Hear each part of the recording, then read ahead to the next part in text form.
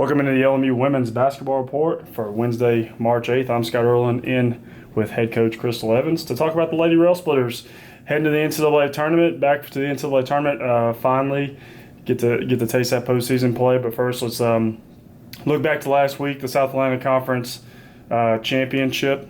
We, really it was one of those things where we were in new territory. Last year was our first year going to the semifinals. This year, we talked about it. We were on paper, the favorite to win the whole thing. And we made it all the way to the SAC championship game, and then that's just kind of where the run ended. Cold shooting and some foul trouble kind of doomed us and a loss to Wingate. But before that, I went over Queens and Carson Newman. So just talk about the whole SAC championship run. Well, I just think that, again, our mindset going into this season was totally different. Like you had mentioned, we'd already made it to Greenville before last year, and so this year, it's not just, we weren't just happy with just making it. We definitely wanted to, get to that championship game. And honestly, I told the girls I feel like we, I kind of set our sights maybe too low. And not that, we were saying the whole time that yes, we wanted to win it, but again, I don't feel like the focus was there. I felt like when we played on Sunday, we were just so fatigued physically that it carried over mentally. And we just made so many mental errors in that game. And, just even with sticking to our game plan, we had some girls that were guarding the way that we had talked about, and then some girls that totally were not guarding the way. It's the girls who we wanted to shoot the ball on Wingate's team, we were bellying up to, and the ones that we didn't want to shoot, we were playing off of. So, it's just mental errors. And, I was telling them, but I'm thankful. I'm thankful because, again, we've got, because of all the hard work that we have done throughout the season, we are blessed to know that we are going to go ahead and get to regionals, and we can go ahead and resolve ourselves to correct the problem in regionals, versus last year we didn't have that. And so we had to sit there and take that loss from Anderson and really just kind of chew on it all summer long and all season long to kind of redeem ourselves again. Well, now we've got an opportunity to redeem ourselves just this week, and that's something I'm very thankful for. The only time that we have been in a position that we've played back-to-back was the first tournament that we were in against Lander and USC Aiken, and we haven't experienced playing back-to-back any other time throughout the entire season. And again, when we were playing Lander and Aiken, the entire team was 100%. Now, we're battered and bruised and what have you, as every team in the nation is. And I was telling the girls, that's where you really have to be mentally tough.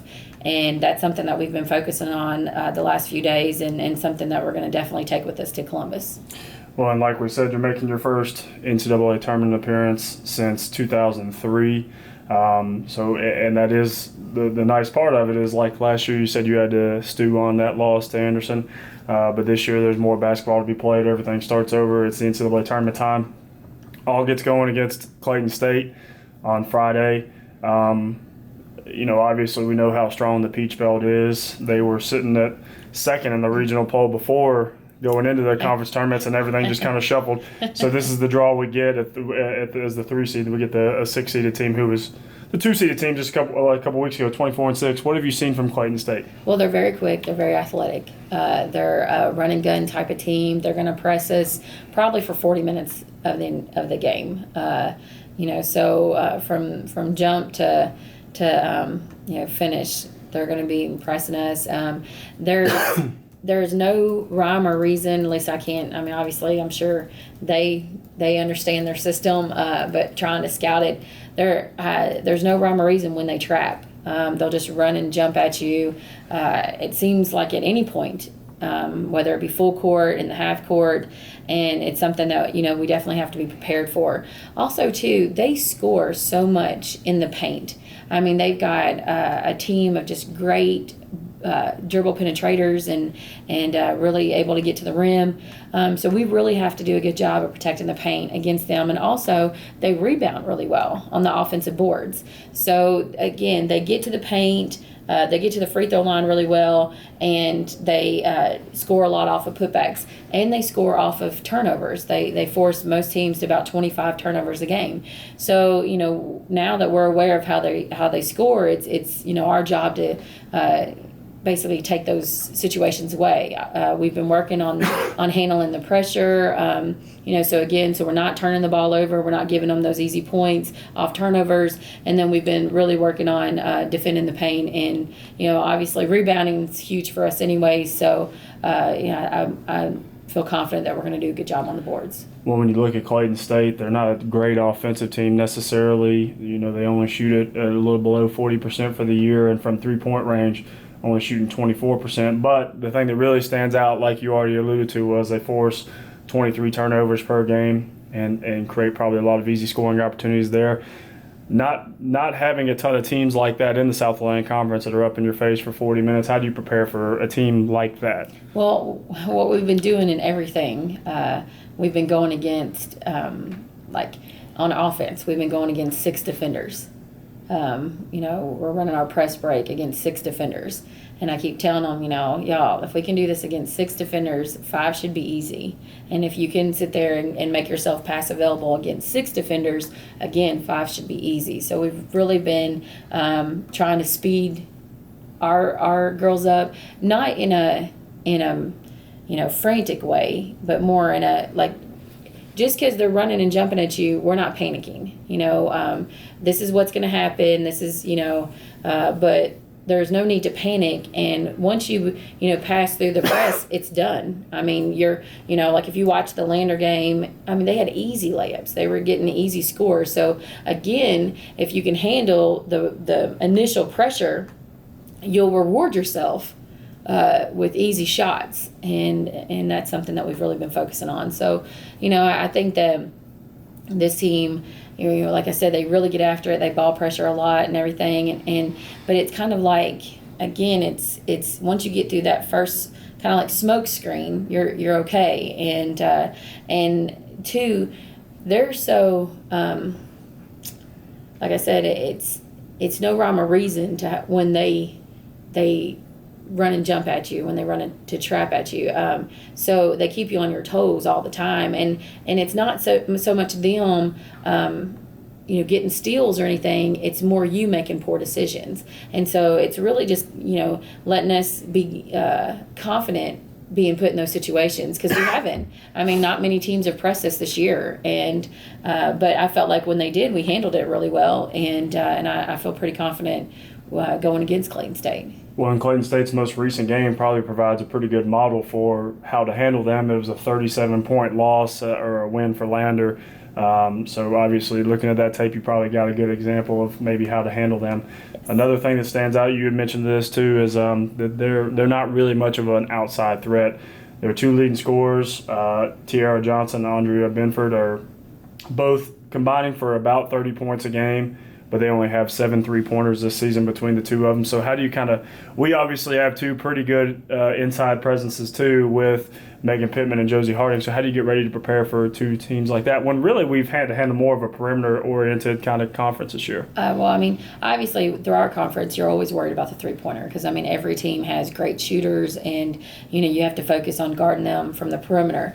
With their team, I mean, again, they're going to have to beat us from the perimeter. I mean, that's kind of our mindset.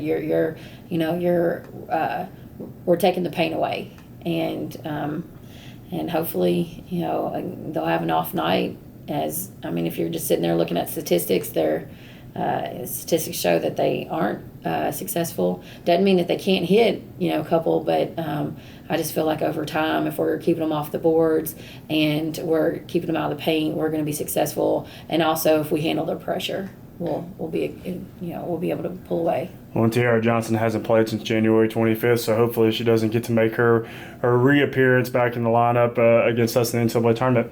But now I want to kind of turn our focus back to you guys. Like we said, totally new territory. You're getting to go over to Columbus, Georgia to compete in the 64-team NCAA tournament. There's only like a quarter of the teams left in the nation that are getting to play right now. So kind of how's your team's vibe right now, and how are they feeling about that opportunity? I think it's been good. Honestly, a lot of the things that we've been focused on is confidence, and it's funny how we're 26-4, yet my team struggles with confidence, and we.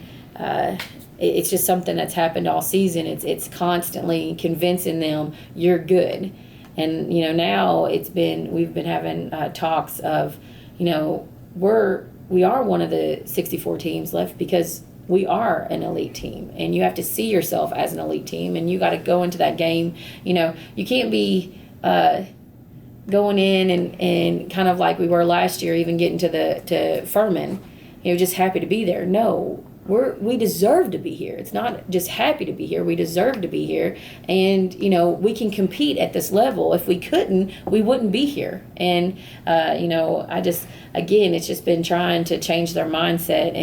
And for the first time all season, I think they're getting it. It's one of those things that I'm not seeing them making a mistake in practice and hanging their head and getting frustrated like has happened all season long. It's more of a no, we're good. We're gonna take care of business, and I mean that's extremely encouraging to me. Well, and then you look at the regional, it's arguably one of the strongest regionals in the nation. You got the host, number 4, Columbus State. We're coming in at to it, ranked 13th in the country. And on top of that, Wingate's broken in up to number 21. And then you've even got Limestone at 22, Lander at receiving votes. So what's it going to take for you guys to make a deep run in this field this strong? Well, I just think, again, just going back to mental toughness, it's being able to play when you're tired. It's being able to, focus on all the details, focus on the game plan, focus on execution when your body's tired and sore and hurting. And, I keep telling the girls there's a difference between I'm injured and I'm hurting. We're hurting, and every team in the nation's hurting. But it's the team that's going to come in there and give everything they have and be mentally tough throughout this tournament that's going to be victorious. And a lot of times that's not even the most talented team. It's the team that just wants it more.